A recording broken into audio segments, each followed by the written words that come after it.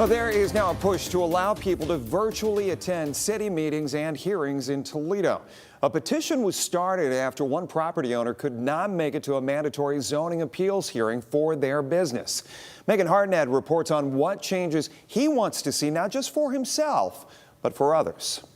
Lawrence Kipple spends most of his time in Australia, but he's invested in being a responsible homeowner in Toledo. Kipple owns a property in West Toledo. He says he put a fence around it for the safety of his tenant and her kids. Then I got a letter from the city stating that I'd violated their code on fence heights. Kipple says he was also contacted by the Department of Transportation saying the fence was obstructing the view for traffic. He says he tried to meet with the Board of Zoning Appeals to try and resolve the issue, but he was told he can't appear before the board virtually. Okay, so I'm not allowed to even defend my case.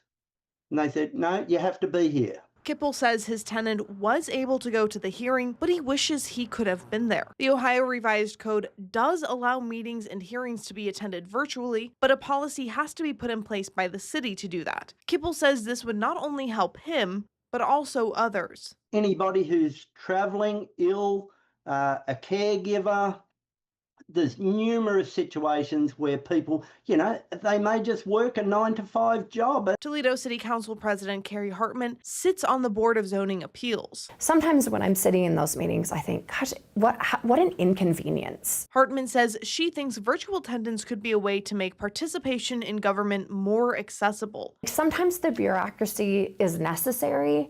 Sometimes it seems too much red tape. And so how do we make things easier for people? Kipple says he is hoping to get more signatures before potentially submitting it to council. Reporting in Toledo, Megan Hartnett, WTOL 11.